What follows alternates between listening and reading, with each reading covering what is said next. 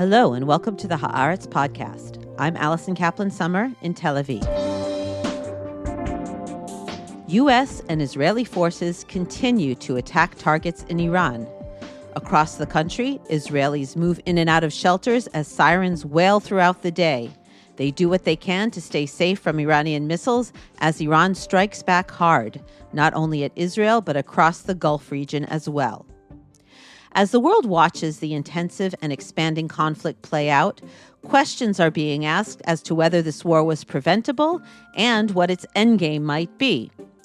In Washington, D.C., on stage at the conference of J Street, the pro-Israel, pro-peace lobbying organization, Haaretz global editor Noah Landau posed these questions to Israel's former Prime Minister Ehud Olmert, who holds some strong opinions on the Iranian threat, and how President Donald Trump and current Prime Minister Benjamin Netanyahu have handled it.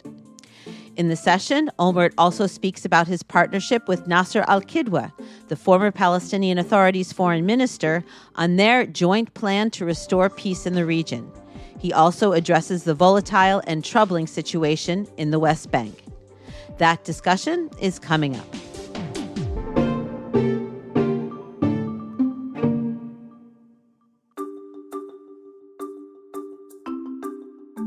I'm Esther Solomon, Editor-in-Chief of Haaretz English. Around the world, the fight is on to preserve critical and independent media.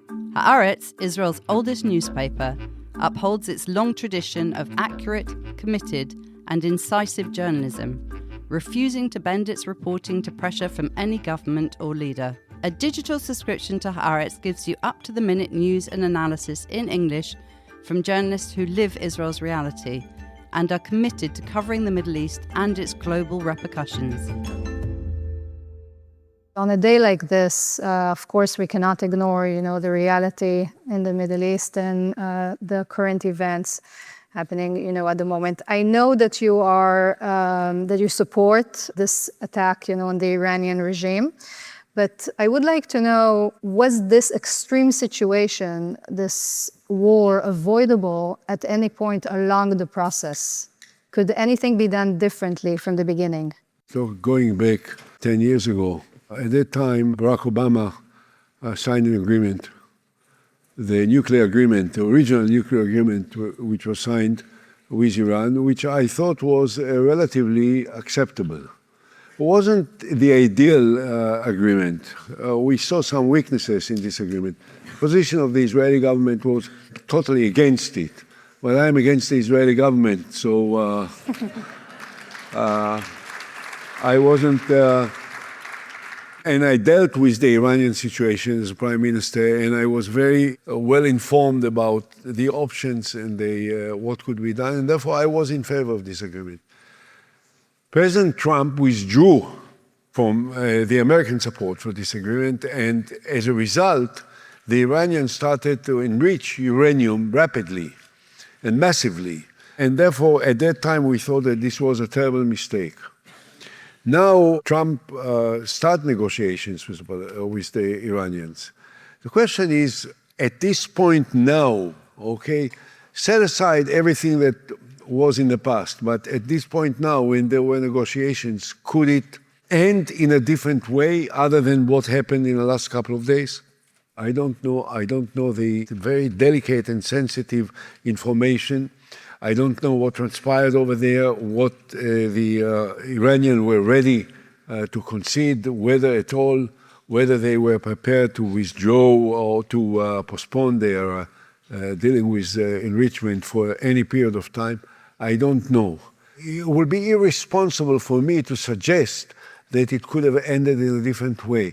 I don't know. I think that President Trump, to put it in the most careful, sensitive manner, I don't know how much he knew about all of these different, let's face it, he's not known to be a meticulous reader of...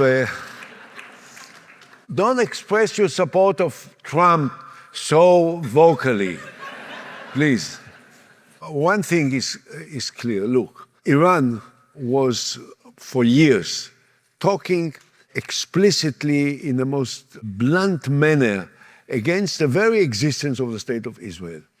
threatening the liquidation of the Jewish entity or the Zionist entity, as they said, developing nuclear capacity for years, developing long-range missiles, which were, as you could see, and regrettably we just now learned that 20 Israelis were killed in one missile landing today in Beit Shemesh this morning.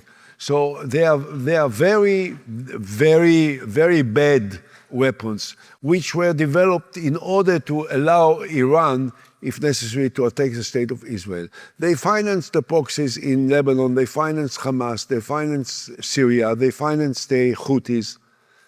They don't deserve any mercy.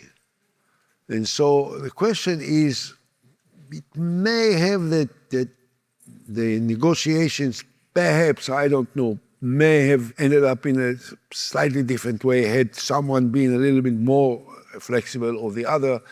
But by and large, this kind of Iran needs to be punished. And they were punished. And I am so happy that the one that punished them didn't pretend to say that he was fighting for us.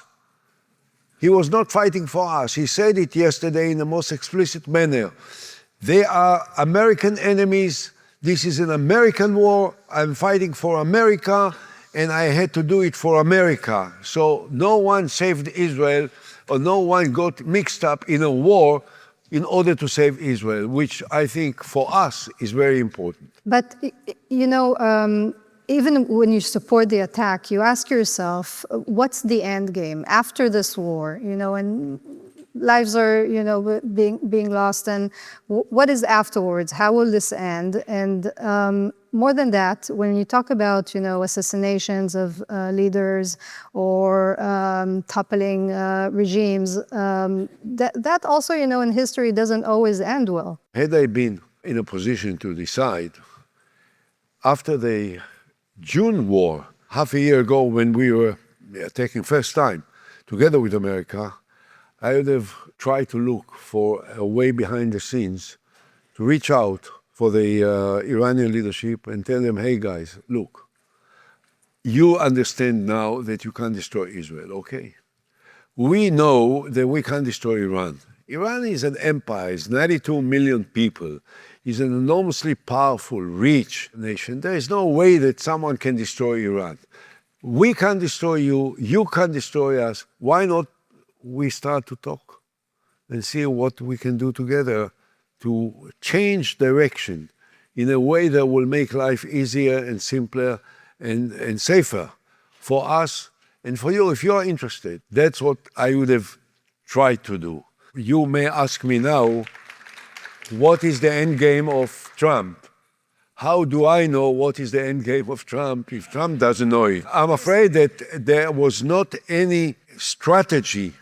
And this is not something new, by the way. Look, my good friend was a great friend of Israel, a very good and loyal friend of mine, George W. When he invaded Iraq in 2003, 2004, he didn't have an endgame plan. And so the attack was successful, and then everything was chaotic because there wasn't a plan. So this is typical that you are thrusting into a military operation because you are strong, you are powerful, you have the capacity to do it, and you know that America is not really in danger because when all is said and done, the Iranian missiles can reach Tel Aviv, and they do, unfortunately, but they can't really reach America. So what do you want to do? What is your next step? What is your strategy? I don't think that they know it, and therefore, while I support the attack on the first place, if it will be proved that there is not an endgame plan for the president, I will not hesitate to criticize the lack of wisdom, the lack of responsibility for not doing it. So you're saying that in the end, every war should end diplomatically with an agreement, which is what we also saw in the recent... Preferably. Last years, that there should be, the end of the war should be with an agreement that will change the course of events into a different direction, a direction of compromise, a direction of trying to find ways of cooperating. So that brings us to your initiative with Dr. Nasser Al-Kidwe, where the both of you, and if you want to tell us a little bit about, how it felt from your sides to go into this project with him, but you both came to a conclusion that even though it was probably the worst time to talk about a solution and an agreement, in the situation that we've been to when we started this, right? After October 7th. But nonetheless, you embarked on this project with him. And can you also briefly say, what are the strengths of this proposal? You saw him now, right? You saw him now. Do you believe it? They are decent Palestinians. Oh, these people definitely believe it. Yeah. There's something that you may have not heard coming from the mouth of an Israeli or senior Israeli for years. But there are many like Dr. Nasser Al-Kidwe that are anxious to move forward into entirely new realities on the basis of cooperation and mutual respect and compromise and compassion between us and them. And now this should not be taken for granted. This was my position long before I presented, and we say it in our document, signed document from the 17th of July 2024. We say that the peace plan to conclude the historic confrontation, the historic conflict between Israel and the Palestinians should be based on my plan from 2008 that I submitted to the Palestinian leader at that time, and he didn't have the courage or the wisdom or the inspiration and the leadership to sign it, because had he signed it in 2008, the whole life of the Middle East would have been different for years now. The courage of Dr. Al-Kidwe is to say this, actually, to sign an agreement, to say that it is based on what I proposed in 2008, which his leader didn't sign, and he thinks should have been signed then, and he still is loyal to this plan now, together with me, and trying to promote it across the world, and that's what we are doing. The significance of what we did, and I'm talking about him, not about myself. For me, it was very easy because this was my plan. I have submitted it long ago. That's what I stood for. That's what I fought for. That's what I paid a political price for, because my opponents used every possible way of battling me in order to stop the surrender of the sacred land of the Jewish people to these savages, the Palestinians. That was the battle cry of my opponents at the time that I was Prime Minister. But so for me it was natural. But for him, in the middle of the war, when every day there are Israeli planes and tanks are fighting in Gaza, when so many thousands of Palestinians that are not involved in terror are killed on a daily basis, to stand up then, together with an Israeli leader, up front, facing the whole world and saying there should be peace on the basis of two states, as the Prime Minister of Israel proposed in 2008, requires a great deal of courage and leadership and determination, precisely that which was missing on the Palestinian side and which was manifested by him in such an admirable manner.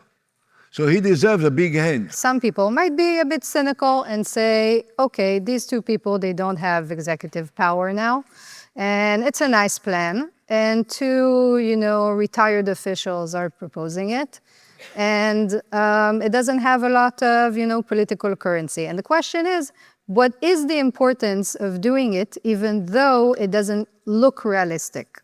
Look, those that are not capable of standing up front against the tide and speak up for what is important, even when they are not in a political position to actually execute it, they will never do it when they are. So if you are not capable of dreaming of something that never was, the famous quote of Joe Bernard Shaw, which was adopted by President Kennedy and by his brother Robert Kennedy. He said, most people see things as they are and ask why. I dream things that never were and ask why not. I presented this plan at the time that I was Prime Minister, and I stood up for it, and I put it on the table. And the Palestinians never denied that it was presented to them. They just didn't have the leadership to sign it. But I presented at a time that I was in a position of power. So talking about the courage to say things, and I do think that recently you've been saying things a bit more bluntly than you used to in the past. I want to read a couple of words from op-eds that you wrote for Haaretz. I'm going to read a few words from these, I think, very courageous op-eds that you wrote. One of them, its headline was, "A settler drive to ethnically cleanse Palestinians is underway in the West Bank. Israel's security apparatus is complicit." And this is not something you just wrote recently because of current horrible events. This is something you also wrote in July 25 when you wrote, "Israel's real enemies are the violent Jewish militias tormenting the Palestinians." I'm criticized in Israel by many who don't like my writings. And they say, how dare you? You were Prime Minister when a former Prime Minister, whose name is relatively well known outside of the state of Israel, say things like that, it causes a great deal of damage to the state of Israel. And my immediate, spontaneous response is, that's not what causes the damage to Israel. What causes the damage to Israel is what they are doing in the territory to the Palestinians. No one can deny the facts. The fact is that on a daily basis, in the territories of the West Bank, there are Jews, quite a number of them, not just a tiny minority of delinquent, of juvenile delinquencies that are perpetrating some unfriendly actions against Palestinians. We are talking about hundreds of young Israelis that are assisted, that are fully equipped with weapons which were illegally given to them by the Ministry of National Security and Ben Gvir, and that they are penetrating into the villages, trying to wipe them, burning groves, burning properties, killing people in such an obnoxious manner that it really is breaking the heart of people that don't want to be associated, as they are part of the state of Israel, with what Israelis are doing. I'm not trying to pretend anything. It's not courage. It's not courageous to write it. It's essential. If you want, as a Jew, not to be linked to these actions, you have to speak up without drawing any comparison whatsoever. After the Second World War, there were many Gentiles that said that they didn't take part. And our answer was, you may have not taken part, but you kept quiet. I don't want, as a father of 5 and as a grandfather of 12 children in Israel, who I want to live in Israel, and they are serving in the army, and they are part of our community, I don't want that any one of them will ever be able to come to me and say, hey, Grandpa, you saw it and you didn't say a word? You saw it and you didn't make any comment? No, I say it and I will make a comment and I will write and I will criticize and I will spread it everywhere in the world, because I don't want Israel to be what it is becoming. I'm asked on many occasions on interviews, CNN, Christian Avanpo, Fareed Zakaria, and others, all are good, decent journalists. They asked me about the genocide. Is there a genocide that was committed by Israel? I say, no. I really, genuinely don't think that there was a genocide committed. I think that there were war crimes which were committed, but there will not be any way that can prove that the Prime Minister or the Minister of Defense directly were involved in taking decisions which could have been interpreted only in one way, to indiscriminate killing. That will not be the case, and therefore I am against indicting them in the International Criminal Court in The Hague. But what happens in the territories, we are in complete control. when the Israeli police is lifting their eyes or closing their eyes not to see what these criminals are doing, when the Israeli soldiers are shifting their heads to the sides, when the Minister of Defense said from the beginning, I will not issue administrative detention against Jews, only against Palestinians, this was a way that proved to the criminals that they have a free hand to do what they want to do. And therefore, if the International Criminal Court will identify those who are directly involved in the criminal actions against Palestinians in the territories, they will be blessed. Former Prime Minister of Israel, ladies and gentlemen, and please keep reading his op-eds on Haaretz. Thank you. Thank you. Thank you.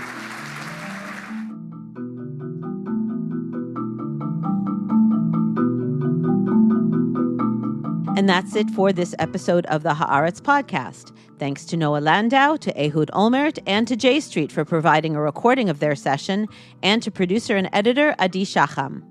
If you want to continue to listen to this podcast and make sure you never miss an episode, don't forget to subscribe to us on Apple or Spotify or wherever you get your podcast, and leave us a 5-star rating so more people can find us.